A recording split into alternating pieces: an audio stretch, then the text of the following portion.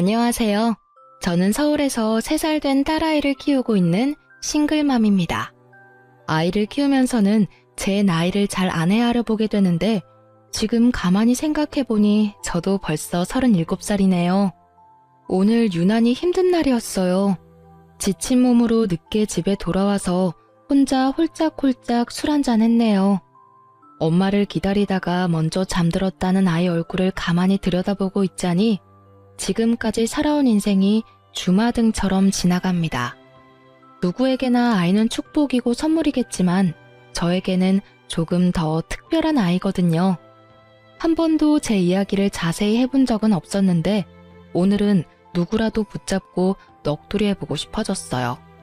영화 같은 제 이야기 한번 들어주시겠어요? 남편과는 대학교 1학년 때부터 CC였어요. 처음 만난 건 1학년이 듣는 교양 수업에서였는데 남편은 맨날 지가 그랬어요. 늦었다고 살금살금 들어오다가 우당탕 소리를 내며 넘어지거나 뭘 떨어뜨려서 사람들의 이목을 집중하게 만들었죠. 그러고는 해맑게 웃으면서 큰 소리로 죄송합니다 하고 꾸벅 인사를 하는 한마디로 미워할 수 없는 캐릭터였어요. 곱상한 얼굴에다 키도 큰데 백화점 브랜드의 옷을 늘 깔끔하게 입고 다녔어요. 하는 짓이 왠지 철없는 도련님 같아서 남자로는 끌리지 않았지만 입고 다닌 스타일이 너무 마음에 들어서 자꾸 눈이 가더라고요. 저는 패션 디자인과였거든요. 어릴 때부터 옷을 너무 좋아했고 틈만 나면 동대문 시장에 가서 옷 구경하는 게 취미였어요. 고등학교 때는 동대문에서 옷을 사와서 친구들에게 팔기도 했어요. 친구들 사이에 입소문이 날 정도로 장사가 잘 되어서 용돈도 쏠쏠하게 벌었죠. 그렇게 패션 디자이너의 꿈을 안고 패디과에 진학했어요. 중간고사 때 남편이 제 노트를 빌려간 것을 계기로 서로 친해졌어요. 밥 한 번 같이 먹고 커피 한 잔 같이 마시고 수업도 같이 듣고 하다 보니 자연스럽게 연인이 되었죠. 남편은 그야말로 철부지 아들 같았지만 저에게 늘 대단하다고 말해주고 제 꿈을 진심으로 응원해 주었어요. 남편의 그런 모습이 저를 충만하게 해주었던 것 같아요.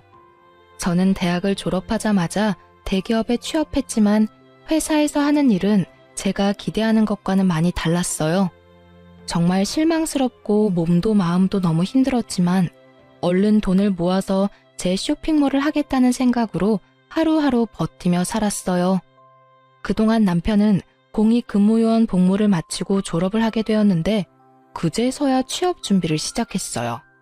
제대로 된 스펙 하나 없이 2년 넘게 서류 한 번 통과한 적이 없었어요. 그런데도 여전히 해맑고 걱정이 없는 것 같더라고요. 남편의 그런 모습에 이 사람과의 미래가 그려지지 않아서 이별을 고민하고 있을 때였어요. 그날이 발렌타인데이였는데 오랜만에 좋은 데서 밥을 먹자면서 호텔에 있는 레스토랑으로 데리고 가더라고요. 그런데 그 자리에 남편의 부모님이 나와 계셨어요. 부모님을 처음 뵙는 건 아니었지만 예상하지 못한 상황이라 좀 당황스러웠죠. 그런데 그 자리에서 더 당황스러운 이야기를 하시더라고요.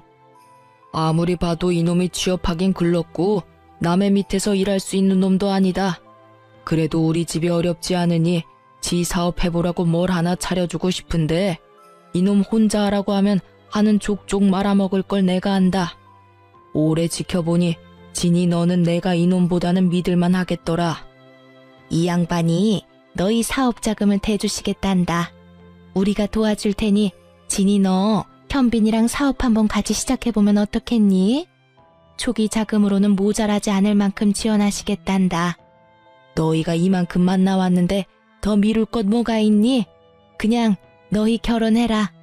예물 예단 이런 헐에 생략하고 소박하게 가족들만 모여 시골리고 현빈이 아파트에서 같이 살면서 너희들 사업 한번 같이 해봐라.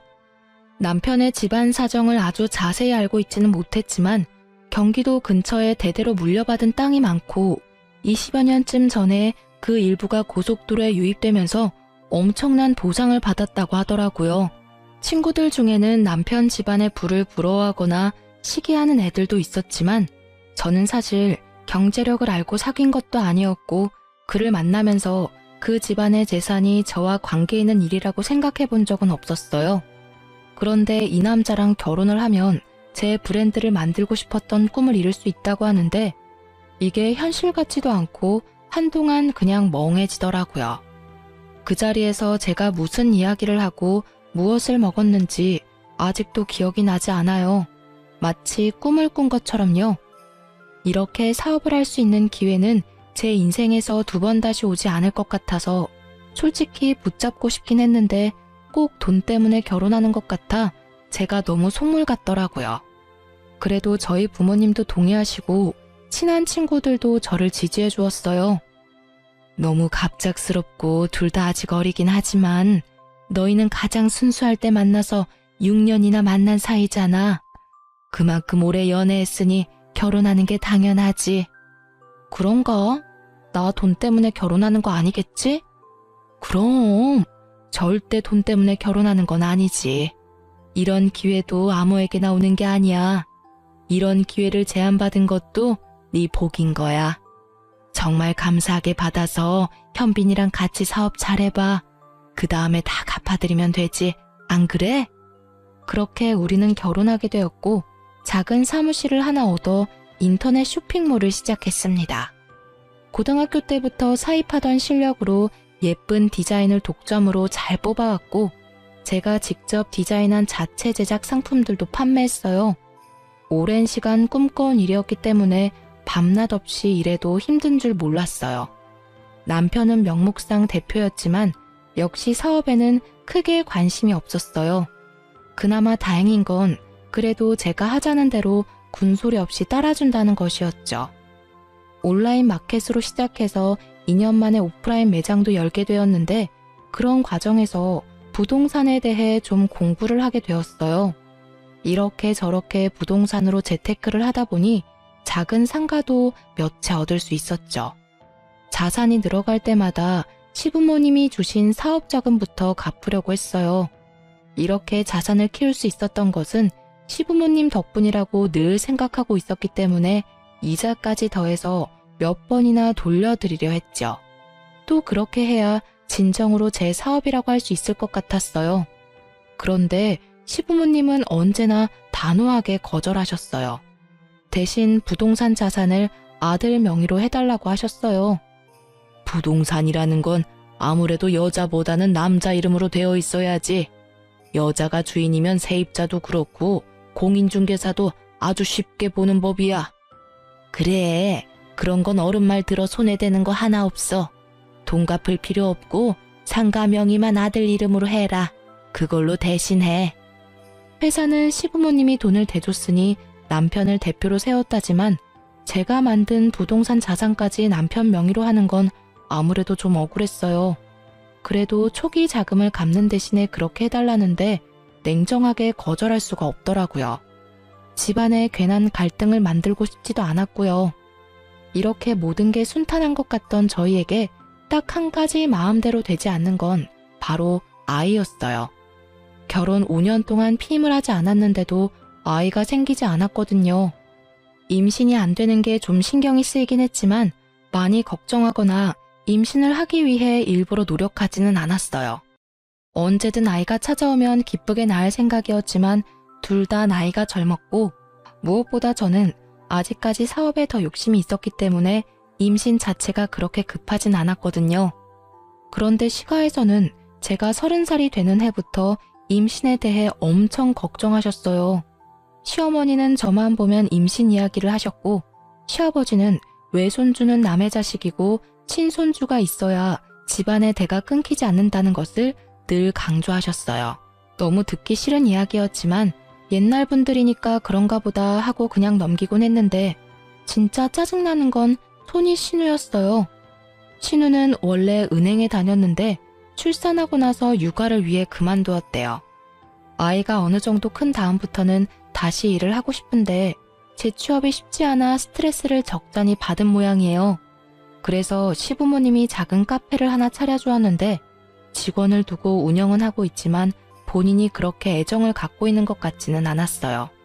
제가 보기에는 카페에서 일하는 것보다 뭔가 더 폼나는 일을 하고 싶은 것 같더라고요. 카페 일은 꼭 막노동 같다면서 자신이 이런 일이나 하고 있을 인물이 아닌데 출산한 것이 억울하다고 해요. 그러면서도 저만 보면 그렇게 임신하라고 난리였어요. 아이가 주는 행복이 얼마나 큰지 옳게는 모를 거야. 아이를 낳아야 진정한 어른이 되는 거라고. 아휴, 나는 아이 안 낳아본 여자들하고는 말이 안 통해서 좀 답답해. 옳게. 1살이라도 어릴 때 애 가져야 돼. 나이 들어서 임신하면 기형아 확률이 더 높아지는 건 알지? 네, 저도 아이 생기면 낳을 거예요. 아이도 좋아하고요. 그러니까 하루라도 빨리 가질 생각을 해야지. 그러다 진짜 큰일 난다. 네, 제가 잘 알아서 할게요. 그러던 어느 날이었어요. 며칠째 감기 기운도 있고 컨디션이 영 좋지 않았는데 어쩐지 평소에 감기 걸린 것과는 뭔가 다르더라고요. 기분이 이상해서 혼자 임신 테스트기를 사서 해보았더니 선명하게 2줄이 나왔어요. 병원에 가보니 임신 5주 차라더군요. 그런데 얼마 안 있다가 갑자기 피가 쏟아지면서 자연유산이 되었어요. 병원에서도 임신 초기 자연유산은 매우 흔한 일이고 특별한 원인이 있는 것은 아니라고 하는데 시부모님과 신우는 다들 제가 조심하지 않아서 유산했다며 제 탓이라고 몰아댔어요. 몸도 마음도 가장 상처가 큰 것은 저였는데 말이죠. 급기야 시가에서는 저에게 사업에서 손을 떼라고 요구했어요. 진이야, 내가 아무리 생각해도 이게 아닌 것 같다. 너 매일 늦게까지 일한다고 스트레스 받으니 임신이 될 수가 있겠니? 어렵게 생긴 아이도 그렇게 쉽게 떨어지는 거 봐라. 임신도 다 때가 있는데 너 이참에 그냥 일 그만해라. 네? 어머니, 일을 그만두다뇨. 제가 일을 안 한다고 바로 임신이 되리라는 보장은 없어요. 이제 시험관을 해야지. 5년을 기다렸는데 임신이 안 됐으면 더 말할 것도 없어.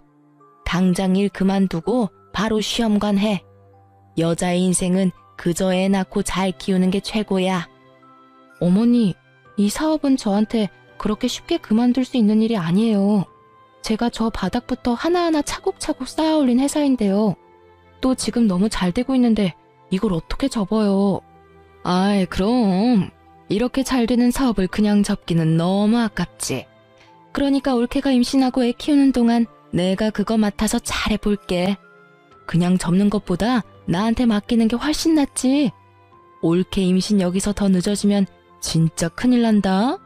진짜 기형아라도 나오면 어쩌려고 그래. 그래, 회사는 네 형님이 알아서 잘할 거다. 얘도 보통이 아니거든. 너만큼 잘해낼 거다.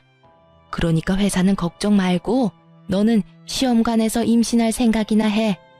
늦게 임신하고 애 키우면 너 몸만 축난다. 늙어서 엄청 고생해. 이게 다 너를 위한 일이야. 가족들이 이렇게 한마음으로 너를 위해 다 도와주겠다고 발벗고 나서는데 너무 고마운 일 아니니?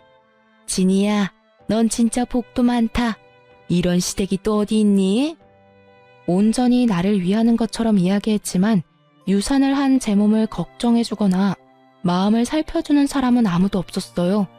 사업이나 임신에 대해서 제가 어떤 생각을 갖고 있는지는 물어보지도 않았고요. 제 생각 같은 건 별로 궁금하지도 않고 그들에게는 중요하지도 않은 것 같더라고요.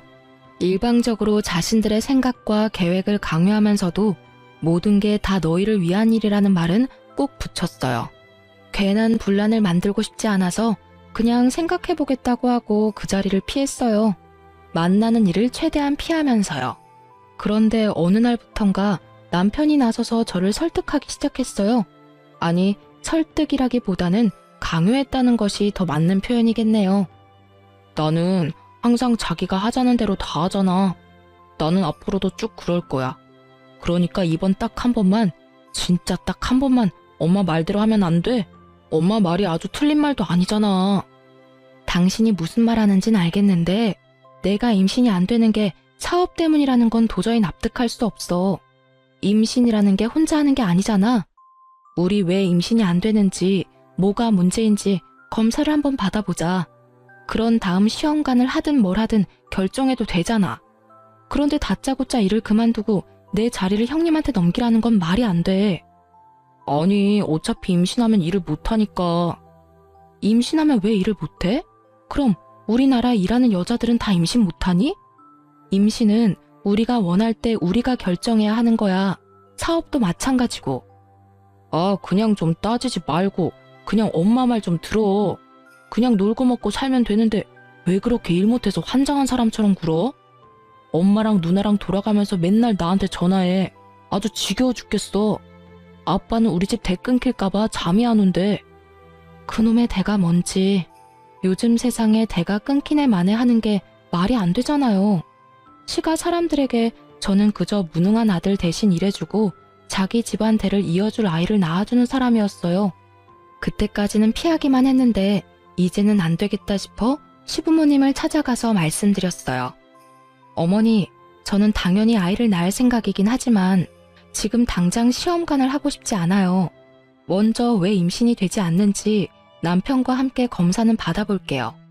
제가 아니라 남편에게도 문제가 있을 수 있잖아요. 요즘 남성 난임도 많다고 해요. 아니 얘, 우리 현빈이가 무슨 문제가 있다고 그래? 멀쩡한 애를 얘가 병신을 만드네. 임신이 남자 탓이 어딨니?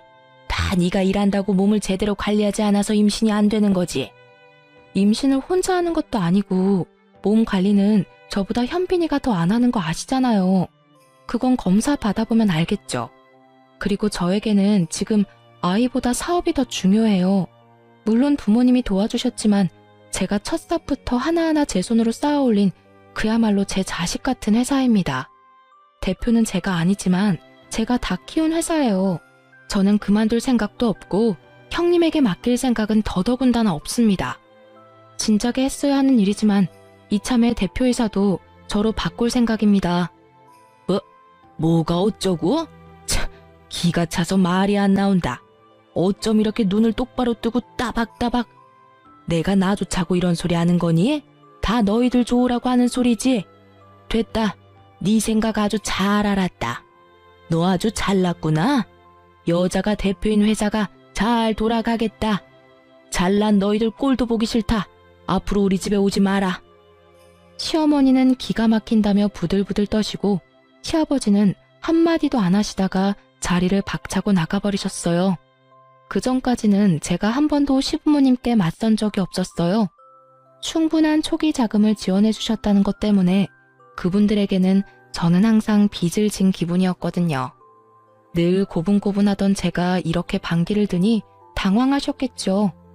그날 이후 시가와는 물론 남편과도 사이가 좀 어색해졌어요. 신우는 하루에도 몇 번씩 전화를 했고요. 물론 잘 받지 않았어요. 전화를 받지 않으면 카톡으로 엄청나게 화를 쏟아냈어요. 뭐 읽기는 했지만 답을 하지는 않았죠.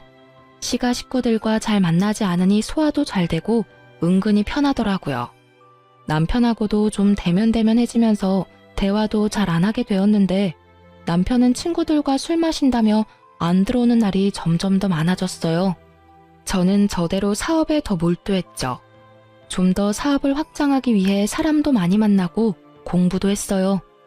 그러던 어느 날 남편이 회사로 꽃을 보냈더라고요. 미안하다는 장문의 편지와 함께요. 길에서 자객을 봤는데 제가 생각났대요. 제가 제일 좋아하는 꽃이거든요. 편지에는 여전히 사랑하고 존경한다는 말과 함께 주소가 하나 적혀 있었어요. 오랜만에 같이 저녁을 먹고 싶다면서요. 편지를 읽고 펑펑 울었어요. 그래도 고마운 분들이고 내가 사랑하는 사람인데 너무 제 생각만 한 것 같아서 미안한 마음이 들었어요. 그날 이후 저희는 다시 가까워졌어요. 남편이 저에게 애를 많이 쓰더라고요. 특히 지나가다가 생각났다면서 선물을 많이 해주었어요. 명품 가방이나 액세서리 같은 걸요.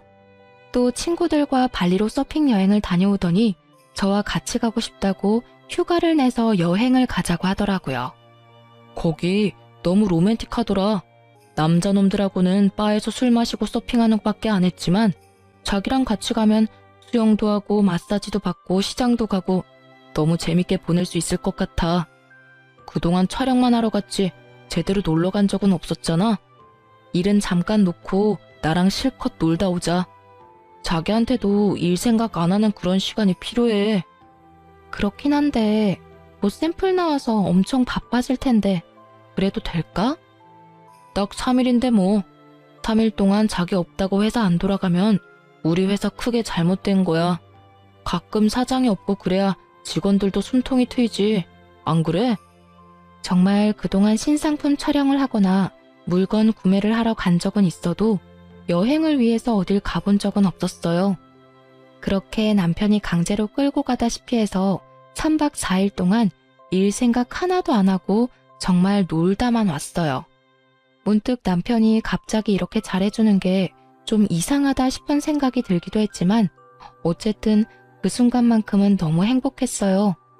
이제 시부모님한테도 내가 더 잘해야겠다 싶고 회사 대표 바꾸는 것도 그냥 두기로 마음먹었어요. 행복은 그렇게 오래가지 않았어요. 돌아오는 길에 공항 세관에서 가방 검사를 받았는데 남편 가방에 제가 산 것들과 똑같은 것이 하나씩 더 들어있었어요. 면세점에서 산 팔찌도 똑같은 것이 하나, 현지에서 산 화장품도 하나, 시장에서 스타일이 독특해서 사온 원피스도 똑같은 것을 샀더라고요. 이게 뭐야? 왜 똑같은 걸 샀어? 아니, 그런데 언제 샀어? 자기야, 그러니까 내가 이거 설명해 줄게. 이거 누나 주려고 산 거야. 누나가 자기한테 좀 화가 많이 났더라고. 내가 풀어주려고. 누나한테 선물을 해본 적이 없어서 뭘 사야 할지 잘 모르겠는데 자기가 워낙 안목이 좋으니까 똑같은 거 사면 되겠다 싶었어. 그런데 자기는 누나 별로 안 좋아하잖아. 괜히 기분 나빠할까봐 내가 그냥 몰래 샀어. 말 안 하고 사서 미안해. 아, 그래? 그랬구나. 그럼 나한테 말을 하지. 형님한테 더 어울릴 만한 걸 골라줬을 텐데. 누가 봐도 신우에게 어울릴 만한 것들이 아니었어요. 심지어 원피스는 사이즈도 맞지 않았고요. 평소 남편과 누나의 사이가 나쁘지는 않았지만 그렇다고 저 몰래 선물을 사서 기분을 풀어줄 정도로 다정한 사이는 아니었어요. 일단 알았다고 하고 넘어갔지만 이상한 기분이 들더라고요. 저 말이 안 되는 거짓말 뒤에는 누나가 아닌 다른 여자가 숨겨져 있을 것만 같은 직감이요. 남편은 저에게 더 애를 쓰더라고요. 선물 공세에 이어 술이 얼큰하게 취해 들어와서는 괜히 마사지도 해주고 생전 안 하던 집안일도 자기가 한다고 까불다가 엉망진창을 만들어 놓았어요. 이런 남편의 노력이 어쩐지 순수하게 느껴지지 않았어요. 뭔가 더 있을 것 같은 심증은 있지만 확증이 없으니 제가 괜히 이상한 의심을 하는 건 아닌지 혼란스럽기도 했고요. 그러던 어느 날 제 차가 리콜이 되어 남편 차를 잠깐 쓰게 되었어요. 우연히 남편 차의 글로브 박스를 열었는데 거기에 못 보던 핸드폰이 하나 들어있더라고요. 손에 들고 잠시 고민을 하다가 전원을 켜보았어요. 그야말로 판도라의 상자를 열게 된 거죠. 다른 여자와 나눈 뜨거운 대화들, 친구들이 아니라 그 여자와 다녀온 여행, 누나에게 준다던 선물의 인증샷까지. 남편의 외도를 너무나도 적나라하게 내 눈으로 확인했어요. 남자가 바람을 피면 오히려 집에 와서 잘해준다고 하더니 그 모든 것이 바람 피면서 저에게 쇼한 것이더라고요. 그날 밤에도 술을 마시고 늦게 들어왔는데 한 손에 꽃다발을 사들고 왔더라고요. 꽃다발 따위 쓰레기통에 처박고 싶은 심정이었지만 일단 물 한 잔 떠주고 이야기 좀 하자고 했어요. 왜? 무슨 일 있어? 얼굴이 왜 그래? 어디 아파? 병원 갈까? 저는 말없이 차에 있던 핸드폰을 내밀었어요. 남편의 눈이 2배는 커지더라고요. 이거 어떻게 자기가... 아니, 이거 내 거 아닌데? 이거 뭐야? 다 봤어. 그동안 쇼하느라 엄청 힘들었겠다. 발리에서 산 선물들 누나 준다더니 내가 아는 누나가 아니던데? 형님이 알면 서운하겠다. 남편은 어쩔 줄 모르고 동공이 마구 흔들리더니 갑자기 핸드폰을 집어던지고 골프채를 들어 물건을 때려 부셨어요. 왜 남의 물건에 허락도 없이 손을 대고 난리야. 아무리 부부라도 프라이버시가 있는 거 아니야? 내가 너 이래서 너랑 사는 게 정말 숨 막혀. 너 나 무시하잖아. 너 우리 엄마 말도 안 듣고 누나 전화도 안 받고. 내가 둘한테 얼마나 시달리는 줄 알아? 너는 너무 너 혼자 잘났어. 잘난 너랑 사는 거 나 진짜 힘들어. 오, 그래?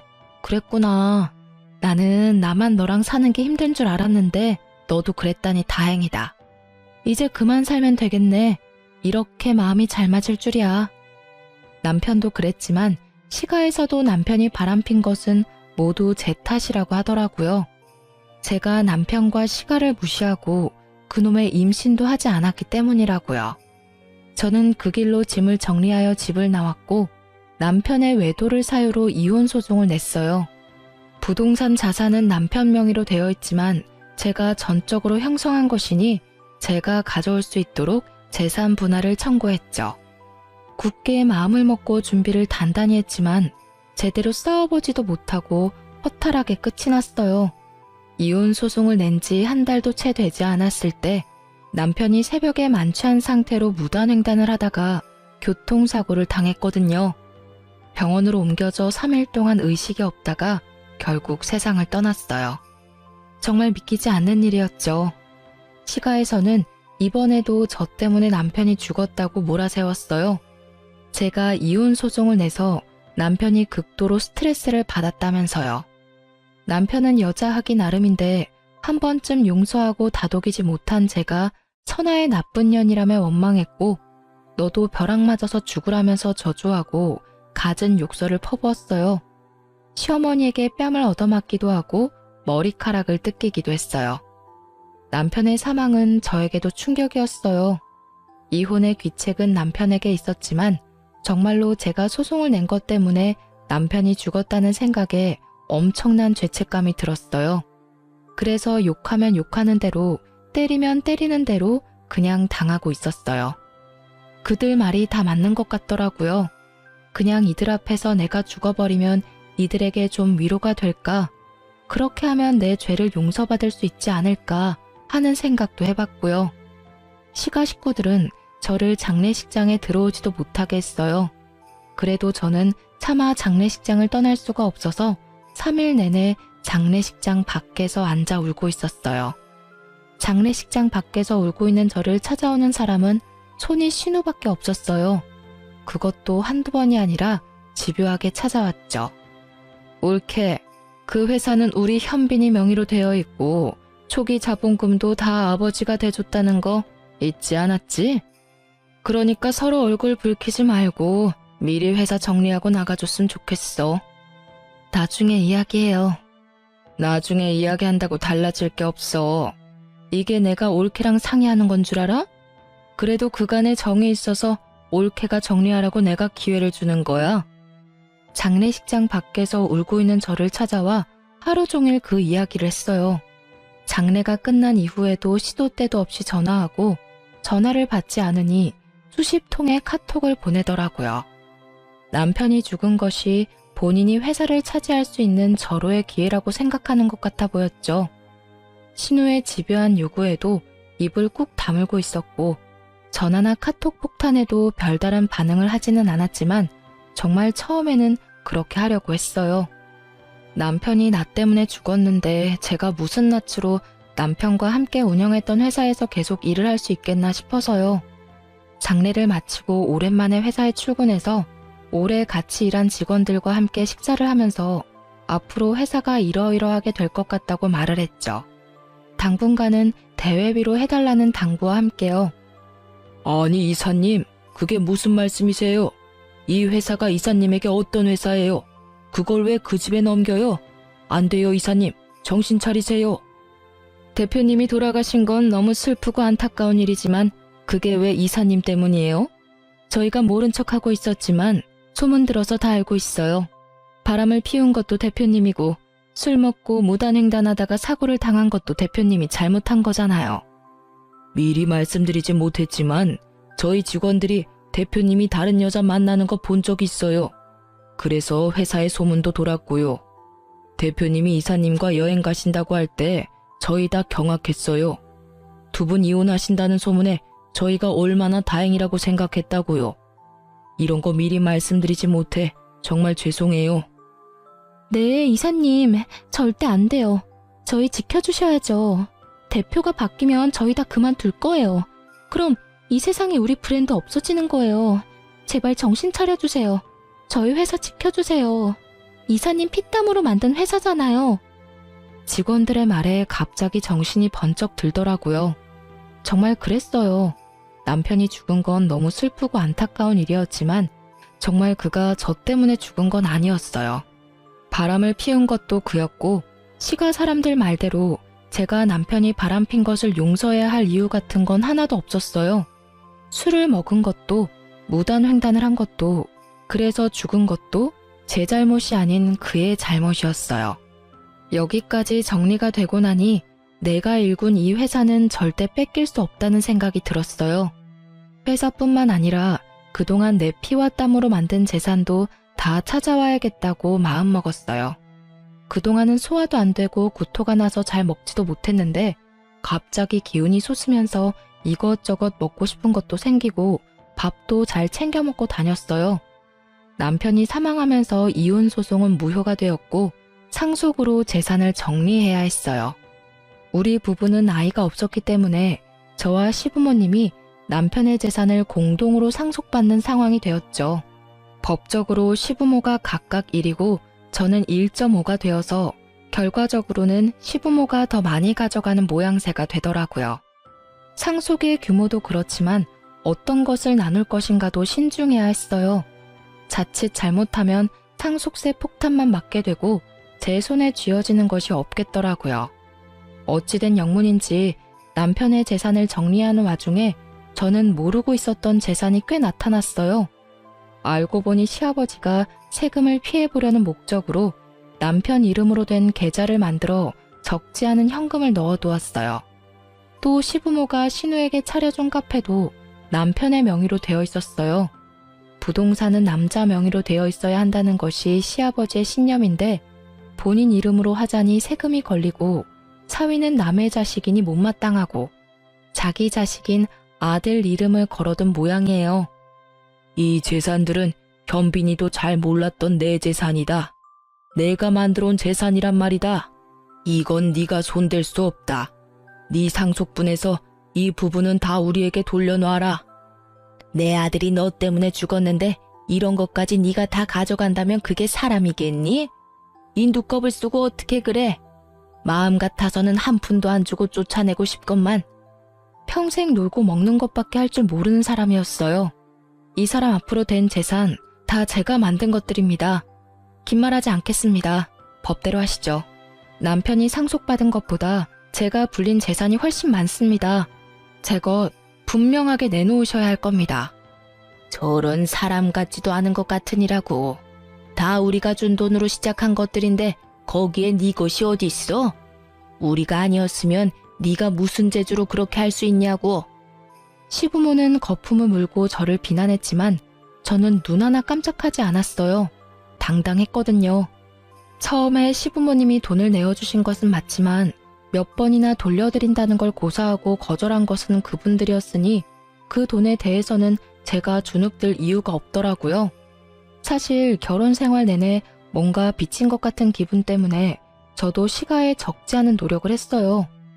좀 부당하다 생각되어도 시부모님 하라는 대로 고분고분 말도 들었고 해마다 때마다 물질적으로나 물리적으로나 저는 최선을 다했어요.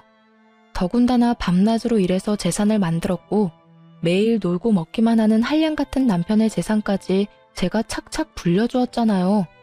저에게 수고했다 절을 해도 시원치 않은데 계속 비난만 하는 그들에게 저도 더 이상 당하지 않을 거라고 마음을 굳게 먹었죠.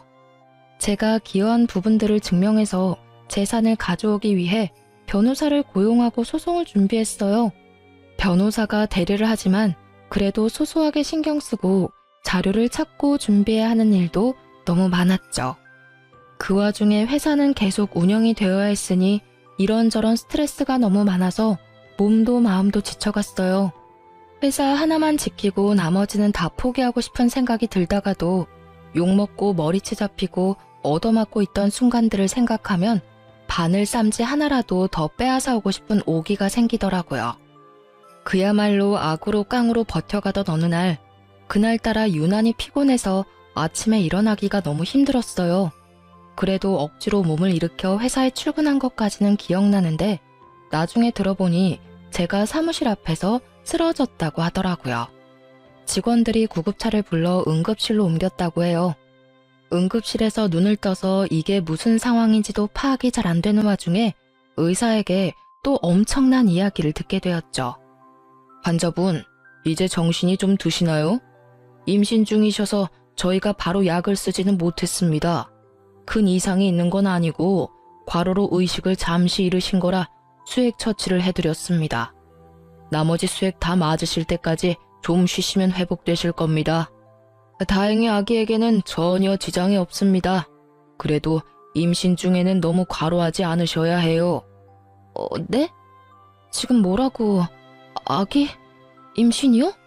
제가 임신을 했다고요? 아니, 임신한 걸 지금까지 모르셨어요? 아이가 꽤 많이 컸던데요. 입덧도 있고 컨디션이 아무래도 달랐을 텐데요. 암튼 곧 산부인과 선생님 내려오실 거예요. 초음파 확인하시고 말씀도 들어보세요. 벌써 15주 정도가 되었다네요. 대충 따져보니 남편과 사이가 좋아졌을 때 생긴 아이였어요. 그동안 몸이 피곤하고 스트레스가 많아서 소화도 안 되고 입맛이 없는 줄만 알았어요. 평소에는 잘 먹지도 않던 복숭아가 먹고 싶어서 백화점을 2군데나 찾아다닌 날도 있었는데 그것도 스트레스 때문이라고만 생각했어요. 그러고 보니 허리선이 좀 둥실해지기도 한 것 같고 생리도 안 한 지 오래된 것 같은데 그동안은 정말 이것저것 신경 쓰고 여기저기 쫓아다니느라 저에게 관심을 두지 못했거든요. 몸 안팎으로 일어나는 변화에 대해서 미처 알아차리지 못했어요.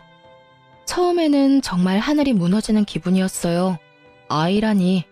그동안 그렇게 기다리고 원할 때는 생기지도 않더니 왜 지금 이 시점에 아이가 생겼을까 싶어 하늘이 원망스러웠어요.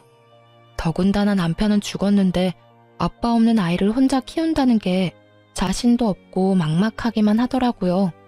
아이는 이미 많이 큰 상태라 낙태도 어려운 상황이었고요. 처음으로 회사에 긴 휴가를 내고 며칠 밤낮을 집에서 울기만 했어요. 그날도 밤새 울다 지쳐서 늦게까지 침대에 누워 있었어요.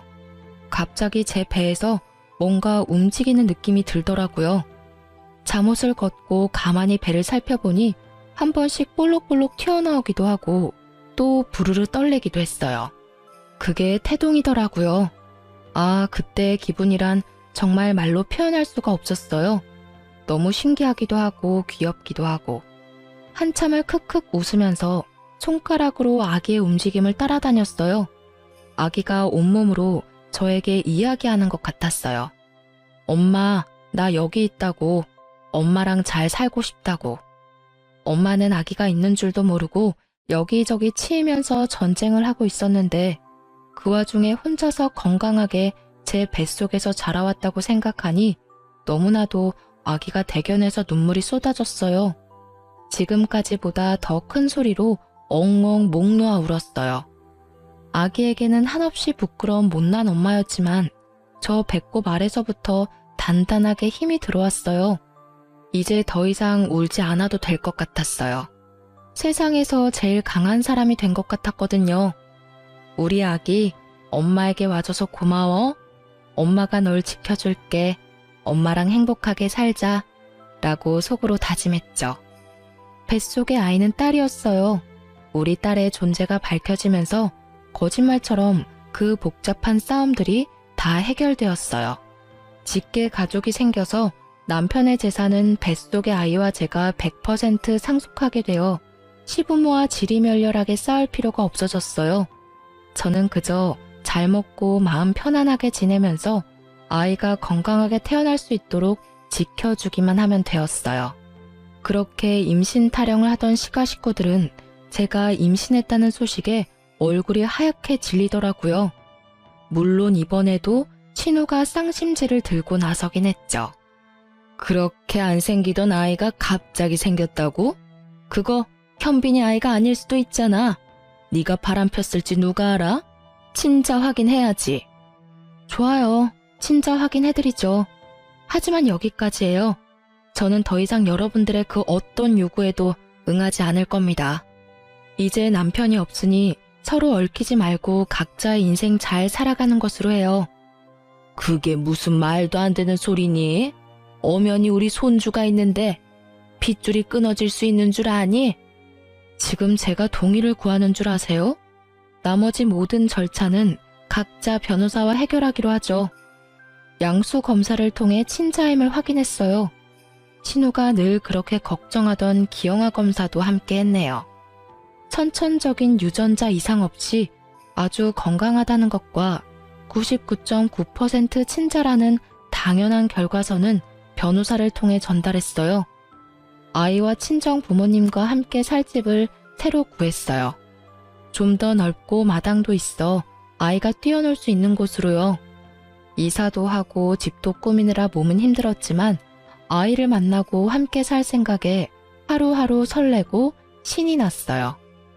아이를 출산하는 병원도 조리원도 시가에는 절대 알려주지 않았죠. 저를 남편 장례식에도 못 오게 한 것처럼 한 번만 아이를 보고 싶다고 간절히 부탁하더라도 변호사의 전원에도 절대 응하지 않았어요. 어차피 남편이 없으면 남인 사람들인데 더 보고 살 이유가 있나요? 아, 남편 명의로 되어 있던 신우의 카페는 법에 따라 제가 상속받았고 바로 팔아 처분한 다음 상속세 내는데 보태었어요. 크진 않아도 목이 좋은 상가라서 값은 제대로 받았네요. 우리 딸은 저를 닮아서 건강하고 아주 똘똘하답니다. 아이가 커가는 게 너무 아쉽고 아까운데 벌써 3살이 되었어요. 밥도 잘 먹고 말도 얼마나 잘하는지 하루 종일 아이가 종알대는 소리가 끊이지 않는답니다. 덕분에 어른들의 얼굴에는 항상 웃음꽃이 피어있죠. 저희 회사에는 아동복 라인이 새로 런칭되었어요. 딸을 생각하며 제가 직접 만드는 옷이니만큼 시장에서도 반응이 아주 좋답니다. 디자이너 딸답게 패션에 민감하고 까다로워서 신제품을 출시하기 전에는 꼭 딸에게 승인을 받아야 해요.